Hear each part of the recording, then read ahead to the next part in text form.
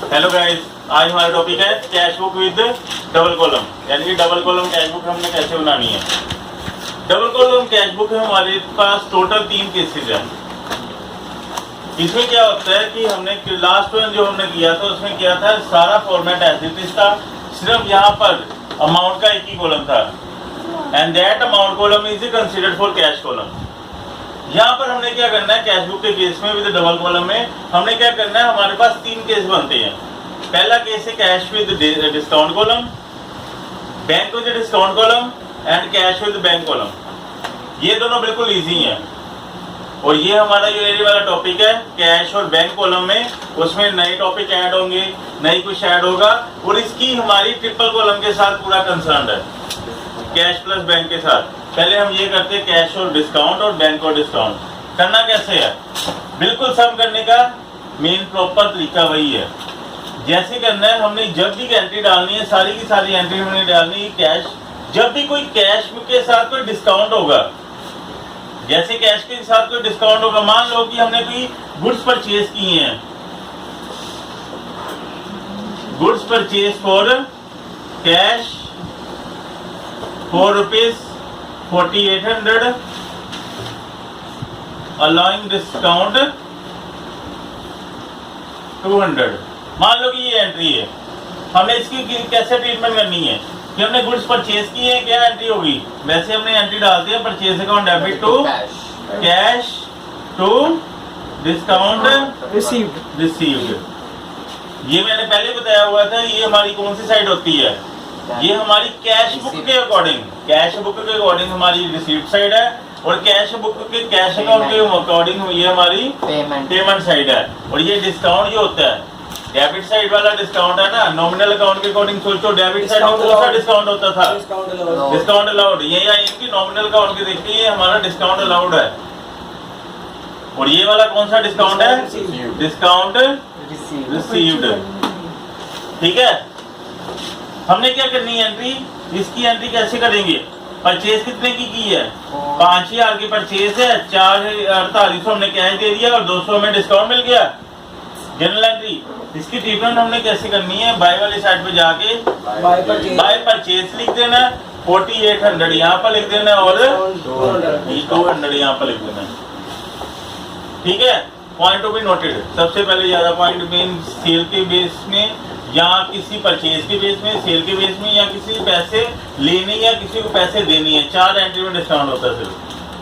कैसे रिसीव करने या पेड करने किसी को, या परचेज करनी या सेल करनी, ये 4 एंट्री में डिस्काउंट होगा, नहीं तो डिस्काउंट कभी नहीं होगा।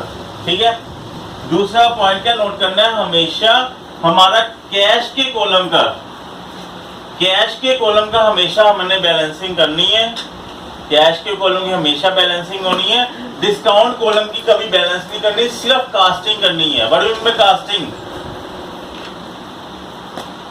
हमने सिर्फ डिस्काउंट कॉलम की सिर्फ कास्टिंग करनी है, टोटलिंग। अकाउंट्स में टोटलिंग को बोलते हैं कास्टिंग, कास्टिंग करना। Totalling of an account is called casting, CA। यानी कि हमने डिस्काउंट को से टोटलिंग करनी है और ये हमारा जो आएगा, ये हमारा जो आएगा, ये क्या है, ये हमारा डिस्काउंट अलाउड अकाउंट है और ये क्या बन जाएगा, डिस्काउंट रिसीव्ड अकाउंट बन जाएगा। ठीक है, इसकी सिर्फ हमने टोटल करके यहाँ पर लिख देना और इसका टोटल करके यहाँ पर लिख देना।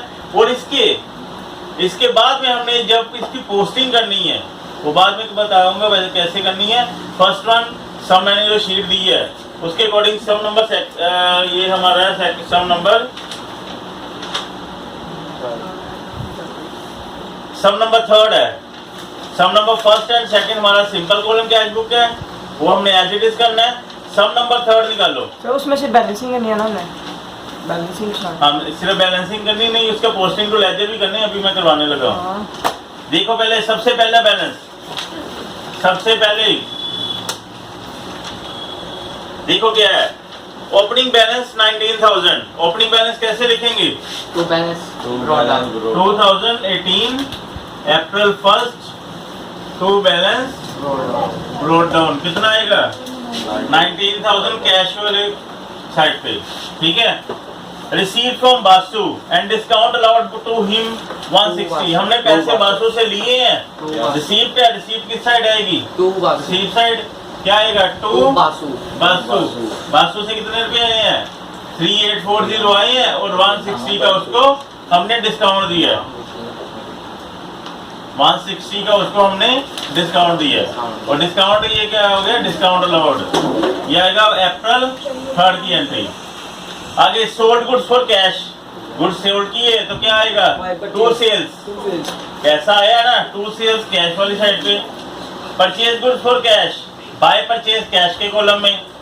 Receive cash from Chatterjee 6300 and discount allowed 100, क्या एंट्री आएगी, to to Chatterjee, discount allowed 100, to Chatterjee क्या आएगा 6300 कैश के कॉलम में और 100 आएगा हमारा डिस्काउंट के कॉलम में।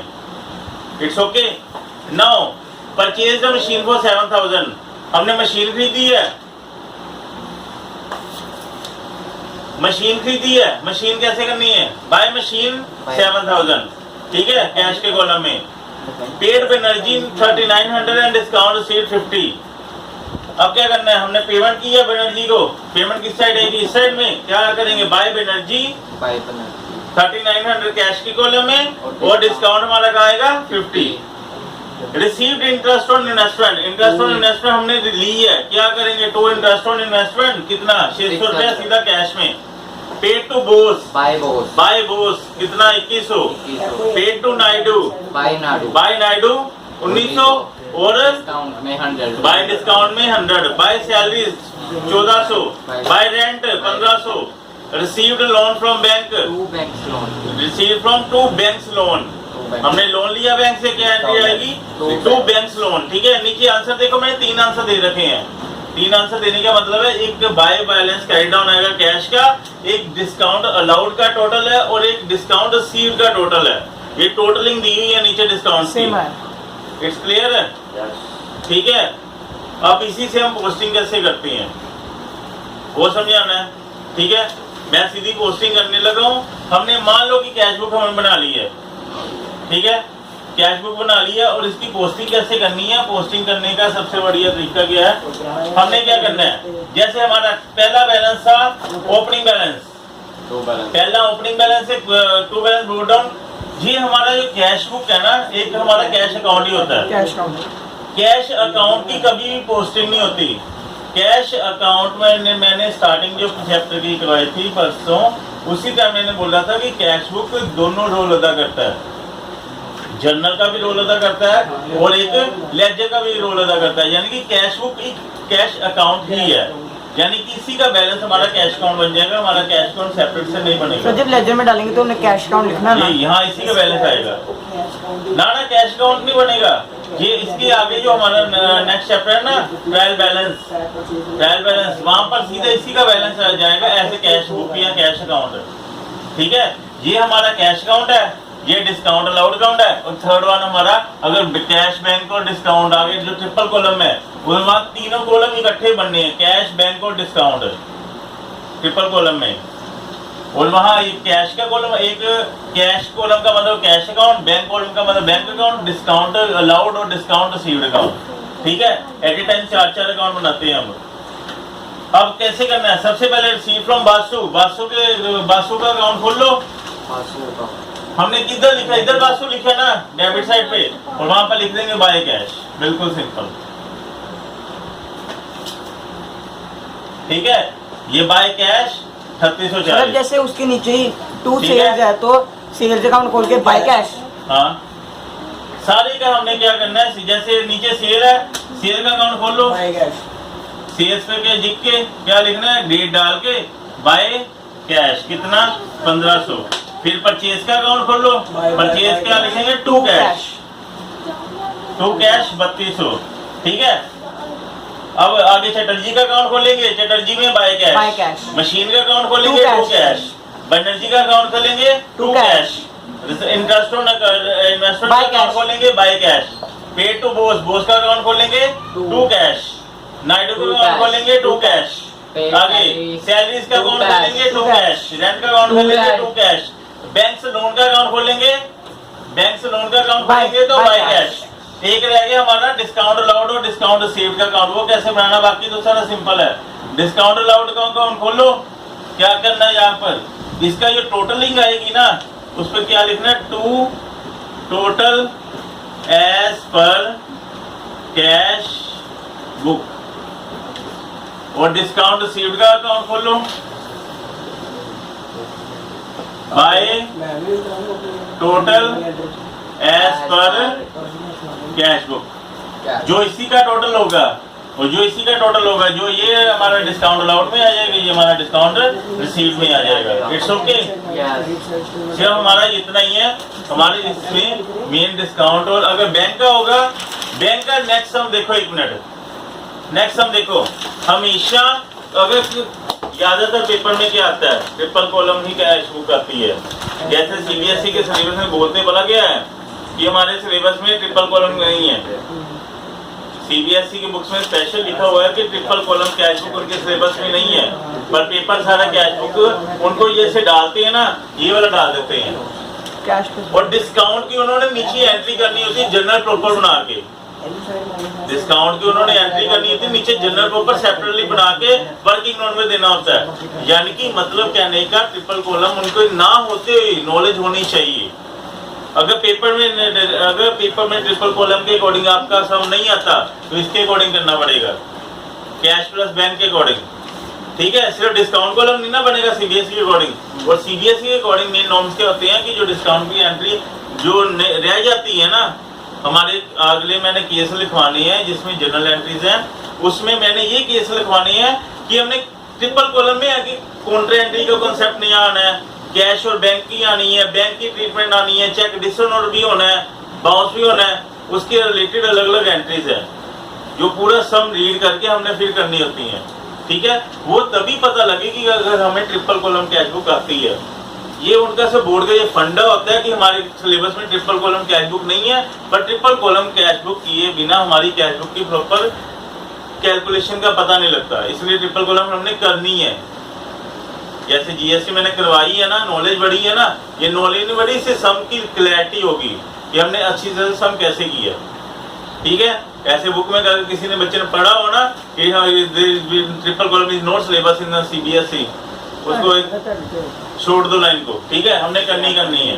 अब हमने क्या करना है, फोर सम देखो। फोर सम ये वाला हमारा जो कॉलम है ना, बैंक और डिस्काउंट। बैंक और डिस्काउंट बहुत रेयर चांस है हमारे एग्जाम में आएगा।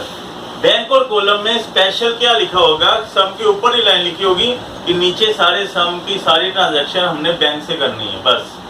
यानी कि ये वर्डिंग लिखने के मतलब ये हमें पता होना चाहिए कि यहाँ पर कैश की ट्रीटमेंट होनी नहीं है, हमने बैंक और डिस्काउंट को कॉलम बना लेना है। जैसे लाइन में फोर सम देखो क्या लिखा हुआ है, फोर सम देखो क्या लिखा हुआ है, enter the following transaction in the cash book assuming that all the receipts are paid daily into the bank and payment made by the check। यानी कि सारी की सारी रिसीप्ट वो बैंक से कर रही है, सारी की सारी बैंक के थ्रू कर रही है। यानी कि उसमें क्या बनेगा, बैंक और डिस्काउंट कॉलम बन जाएगा, बाकी सारा सब करने का तरीका वही है। इट्स ओके, हमारे ये दोनों कंसेप्ट हो गए हैं।